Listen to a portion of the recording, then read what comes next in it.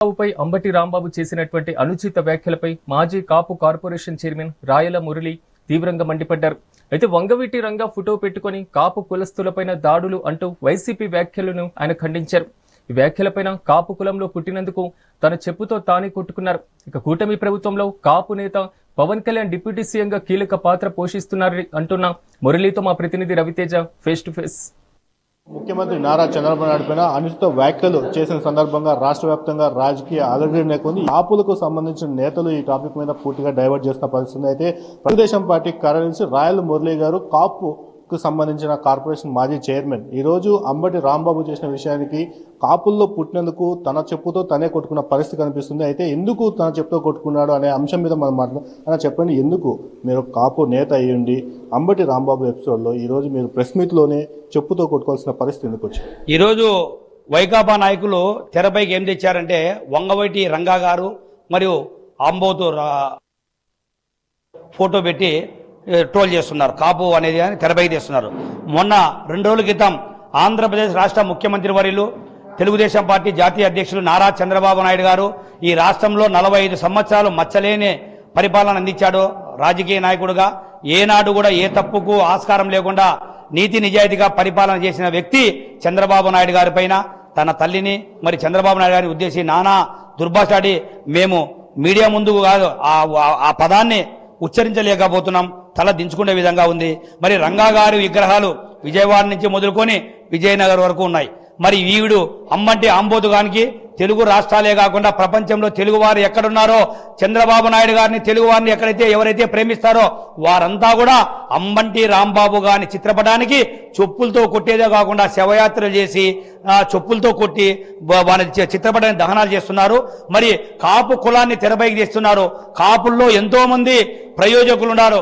రాజకీయంగా కానీ సినీ రంగంలో కానీ వ్యాపార రంగంలో కానీ అదేవిధంగా 500 సంవత్సరాల క్రితం శ్రీకృష్ణదేవరాయలు నిర్మించిన కోటలైతేనేమి గుళ్ళైతేనేమి చెరువులైతేనేమి చెక్కు చెదరలేదు. ఈరోజు కాపు కులస్తులుగా కాపు కులంలో పుట్టి మాకు కూడా సిగ్గు అనిపించి ఈరోజు మా చెప్పుతో మేమే కొట్టుకునే పరిస్థితి వస్తూ ఉంది.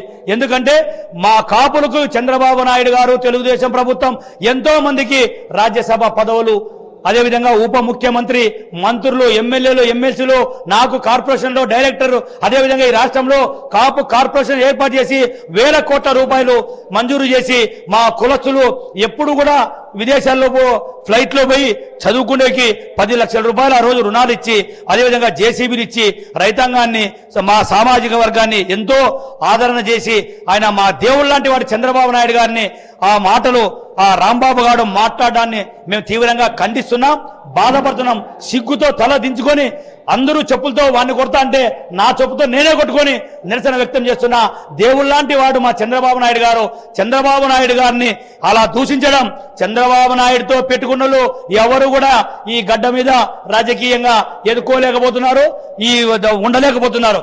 ఆనాడు తిరుమల వెంకటేశ్వర స్వామితో పెట్టుకున్న చంద్రబాబు నాయుడు గారిని దూషించిన వాళ్ళు మధ్యలోనే పోతారు.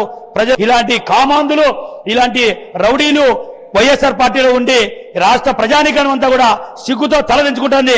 అయ్యా జగన్మోహన్ రెడ్డి గారు ఇలాంటి చీటర్లని ఇలాంటి గంట అరగంట బ్రోకర్ గాలని మీ పార్టీ నుంచి వెలేసి సస్పెండ్ చేసి మీ నిజాయితీని చాటుకోవాలని చెప్పేసి జగన్మోహన్ రెడ్డి గారిని నేను కోరుతున్నాను. ఒకవైపు చూసుకుంటే కన్నా అంబటి ఎపిసోడ్, మరోవైపు దీంట్లో వైసీపీ అధినేత జగన్మోహన్ రెడ్డి కూడా ట్వీట్ చేసిన పరిస్థితి అనుకూలంగా అంటే మా నేతలపైన కూటమి ప్రభుత్వం నేతలు ప్రశ్నిస్తున్న వారిని అందరినీ కూడా అణచివేస్తున్నారని చెప్తున్నారు. మరోవైపు కాపులకు సంబంధించి కూటమి ప్రభుత్వంలో పవన్ కళ్యాణ్ గారు ఒక కీలక రోల్ పోషిస్తున్నారు. అంటే తెలుగుదేశం పార్టీకి కూటమి ప్రభుత్వానికి కాపులను దూరం చేసే ప్రయత్నంలో భాగంగానే ఇది వైసీపీ చేసింది అనుకోవచ్చు. ఈ వైసీపీ కుట్రలకి కాపులు ఎవరు కూడా బలి కారు.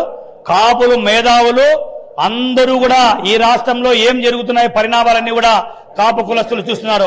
ఈ రోజు ఆంధ్రప్రదేశ్ రాష్ట్ర ఉప ముఖ్యమంత్రిగా కొనిదెల పవన్ కళ్యాణ్ గారు ఉప ముఖ్యమంత్రిగా ఉన్నారు. కాపు కులంలో ఎంత గౌరవం ఉంది తెలుగుదేశం ప్రభుత్వంలో కాపులకు అనేది కాపులకు అందరికీ తెలుసు. గతంలో కూడా ఈ రాష్ట్రంలో 5 మందికి ఉప ముఖ్యమంత్రులు ఇచ్చారు.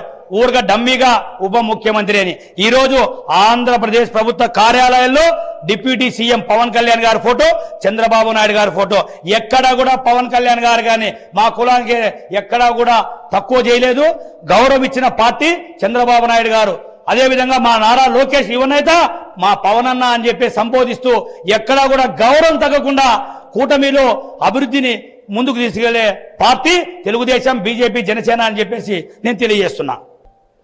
ఇది రాయల్ మురళి చెప్తున్న పరిస్థితి. ఏదైతే అంబటి ఎపిసోడ్లో కాపు కులాన్ని తీసుకురావడం ఎంతో సిగ్గుచేటని, కాపుల్లో అనేక మంది రాజకీయ నేతలు, సినీ పరిశ్రమలో అనేక మంది ఉన్న నేపథ్యంలోనే కాపు కులానికి టీడీపీకి దూరం చేసే ఒక ఆలోచనతోనే ఈ విధమైన కుట్రలు చేస్తారని చెప్పేసి ఆరోపిస్తారు.